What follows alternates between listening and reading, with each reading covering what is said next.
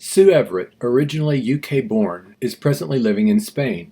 She's a point of contact for Spain and one of the team admins for TVP activism, as well as the coordinator for and admin for the Linguistic Team International. You guys really need to start doing something real instead of just sitting around on Facebook all day. How many times does some similar comment show up precisely on Facebook? And I don't know if people expect the Venus Project to have thousands of people running around the streets throwing pamphlets about or waving angry banners in protest marches, but that's not what we're about.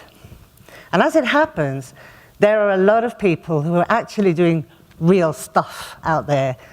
Many who happily dedicate part of their free time to do real stuff, to help get TVP better known, totally voluntarily. So if you don't mind, I'd like to explain a bit about TVP activism, as well as what we're doing and what we're aiming for. So my name is Sue Everett. I'm part of the TVP activism admin team, as well as the point of contact for Spain. And my partners in admin crime are Sašo Luznar. You've seen him walking around here dressed in black, man in black there. POC for Slovenia. Federico Lamberes, POC for Italy. Unfortunately, he couldn't be with us here today. Emil Sulva, the POC for Finland. He is here. Hey, there he is. And another guy from Slovenia, co-POC with Sašo, Roberto Simonovic, all admins together with myself. So this isn't just me, this is a team of us. And we have a vision and a mission. And our vision is to create a global network of points of contact and activism teams that spread information relevant to the Venus Project and a resource-based economy. And our mission is to educate points of contacts and provide them with the tools and the skills necessary to promote the Venus Project and a resource-based economy. And some of our values: to create a positive environment of respect and collaboration, to achieve and maintain a high standard of quality of the projects and the integrity of the information, to be responsible, contactable, and punctual, and to continuously improve our knowledge. And together with the help of all the wonderful points of contact we already have around the world, many of which are here today, we are building the structure for a well-organized and active, multinational, multicultural team of teams comprised of people wanting to inform others about the Venus Project. We are, after all, working towards a collaborative society, and although there are many things that we can't have in today's society that we want in a resource-based economy, teams we most certainly can have. So whether it's organizing the screening of one of the documentaries, participating in local festivals with a booth, giving a talk somewhere, like a university, there's many things we do. Some also help translate the Venus Project material into other languages or make graphic images to share virally on social media. The question is, they're working together to get this information out.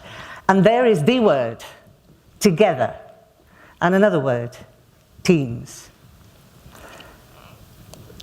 Collaborating in teams means enjoying the benefits, amongst other things, enjoying the benefits of a supportive system that, amongst other things, shares information, creates good quality material to share on social media and use in events, provides access to educational material, and organizes study groups using Google Hangouts like this one here. I don't know if you know Google Hangouts, they're great fun. So really, it's a no-brainer that collaborating is so much more efficient than everybody off on their own island. And of course, we avoid the risk of duplication of work. And you know, organizing volunteers from all over the globe, from Australia to the UK, from Sri Lanka to Taiwan, it's no easy task. You've got all those different time zones to take into consideration, for example, when you're wanting to organize an audio conference. So let me show you a few of the images of what some of the teams have been getting up to over the last few years. This is Emilio, this is our point of contact in Venezuela, who actually took his tent outside and camped on a grassy bank along one of the most busy avenues in his city in Venezuela to call attention to the Venus Project. This is, I can't see, hang on. This is Aidan and the team in the UK having a word with people who were interested after having done a screening. This is 2 of the points of contact from Brazil with a wonderful poster they made to help decorate an event that they participated in. And this is another one from Brazil, which is a pretty awesome screen there, a big projection there of one of the cities. This is a wonderful thing that they did in Bulgaria. All along one very long street, they had all these posters of Jack's designs and pictures of the cities. This is a screening that was held in Chile. And this is some graffiti in Chile as well. So it's not just doing, you know, screenings and so on. That's pretty cool, huh?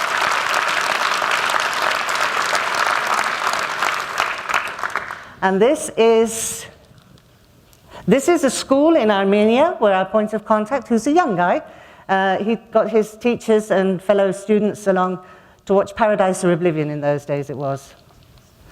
And this is David, our point of contact in Mexico, giving a lecture in a university there. This is a wonderful guy, very close friend of mine in Spain, Herman. He is there giving a copy of Jack's book, The Best That Money Can't Buy, translated into Spanish, to a very popular television journalist who is not quite as well known as Abby, but nevertheless very well known in Spanish-speaking circles. He tends to put his finger into the, you know, the muck of corruption. Very popular guy. So we got Jack's book to him. This is an activity that they did in Serbia. They had some wonderful photographs from lots of events that they did. I had to pick just a few. And these are activities done with children. They're actually colouring in some of Jack's pictures. They were given to them in black and white, and they coloured them in, and they loved it. Yeah, it's a Serbia. And this was Serbia again, in a very nice screening that they did. This is our point of contact, Irina, in Taiwan, doing a screening as well. We find that screenings are some of the most effective ways to get the message out, obviously. And this is the table that we had in Italy last year. We were invited to participate in an event that they were doing there on various interesting topics. And we had a table with material from the Venus Project. This is the audience that was there. They weren't all there just, unfortunately, for the Venus Project, but they were very interested in it, which is good. And this is a photograph of all of us that were there that day. And I'm going to leave that one there for a while because just like you here are showing how international we are, we also have there the representation from the United States, from Italy, from Slovenia, from Russia, and myself from the UK and Spain, a little bit Spanglish. So that was a really nice event that we had there where we could show the globality, or the beginning of the globality of all of this. Is globality a word? Anyway, let's carry on. If I don't know it, I invent it. Okay, so how do we get to do these events?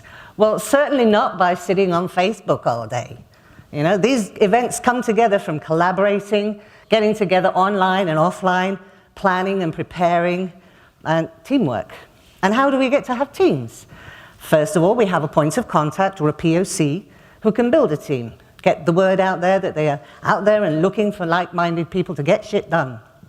And how do we get to have POCs?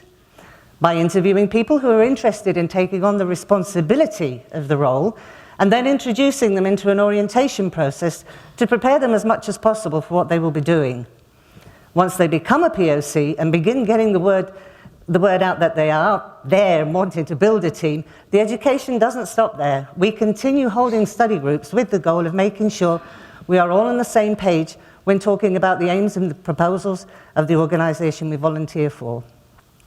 And we've come a long way in the 5 or so years since TVP activism started up. From being POCs all over the world with no real method to what we were doing, knowing that there were other POCs out there, but not knowing what they were doing, or even who they were in some cases, we have evolved into a much more solid and supportive structure with more fluid communication, collaboration, and sharing of information. Is it perfect? Nope. But, to borrow the words of someone we all know, It's a darn sight better than what we had before. Can we improve it? Absolutely. And every edition of the orientation process, for example, is autopsied, discussed, and finally adapted according to the results we achieve and the comments and experiences from the candidates who have participated. And with the POCs, we hold online monthly update sessions for everyone to share their news. We also use these meetings to run ideas past the teams for feedback and suggestions. And in the past couple of years, we have prepared almost 40 new points of contact and currently have 48 in the orientation process, as well as a growing list of people waiting to join the process. So we're going places. One of the things that kind of differentiates us as TVP supporters and volunteers from other organizations is the interest in learning a new way of thinking. Now, what do I mean by that? And don't get me wrong here, I'm not trying to bash any other organizations, but if you support Save the Whales or Feed the Children, you will tend to focus on the issues pertaining to those organizations, which is great because then you understand what you're talking about for that particular issue. But the Venus Project takes it much further than that. As we've spoken about already, one of the basic understandings we have is that there is no such thing as human nature. That if we want to change society, we have to understand and change human behavior. And how do we do that? Well, you can't do it if you don't understand the values we hold today and how they've been inculcated into us. If we don't understand why we do these things and see things differently, if we don't understand these things as well, for example, as how the monetary system is no longer functional, we won't be able to design a system that works for everyone. And it's not something we can fully learn and understand from watching a couple of documentaries. It's an ongoing process, absorbing the information and holding it against our own current beliefs and values. So this is a very important part of what we're doing as activists for the Venus Project. Learning more so as to be able to transmit the information correctly so that our time is spent efficiently and not sharing misconceptions that only confuse the message. And you know, we all like to think of ourselves as normal, that it's everyone else that needs to change. But what happens when you start listening to Jack and Roxanne talk is that it hits you just how fucked up we all are, without exception. Well, Rox is a little more polite. She says damaged. It's Jack that says fucked up. And it takes a lot longer than a weekend course to learn about how the future could be and how to unfuck the world. So, how can you join us? How can you become a part of what we're doing? We are currently preparing a new website specifically for the Venus Project activism, and we're going to announce its launch through the newsletter. So, if you haven't already signed up for the newsletter, what are you waiting for? Do it today or tomorrow, okay? And then you'll be in the know as soon as we've got the activism website ready. There will be, once the website is up there, we will have a link to it through the Venus Project website itself. For more immediate contact at this time, all right, instead of waiting for the website, at this time of Jack's Centennial event, you can visit our global Facebook page. Ta-da, the link, okay? Where in the About section, you can find a list of the Facebook groups and pages that collaborate with us. If you ever come across a page or a group that isn't on the list, it means they aren't a part of TVP activism, but simply doing things off on their own island. And in the About section, you will also find a list of the current POCs around the world. If there is one for your country or state, contact them to offer what help you can with whatever they're trying to do, usually to start building a team. But be aware that until there is a certain amount of people who can gather together on a local level, any activism done will most likely be online. Be patient and constant, and understand that this isn't something we're going to get finished this coming weekend. Excuse me.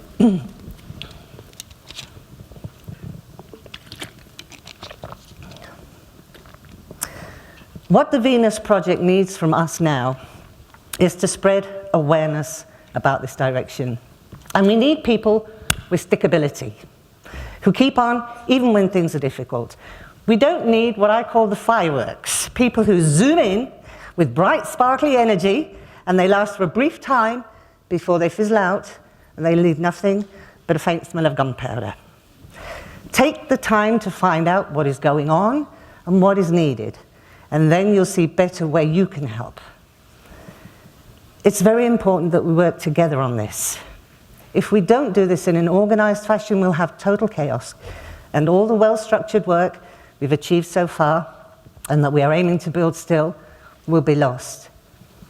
So, I'm extending an invitation to those supporters who haven't yet done so to join with us as pioneers, building an even stronger online and offline team structure to work from, to change the world.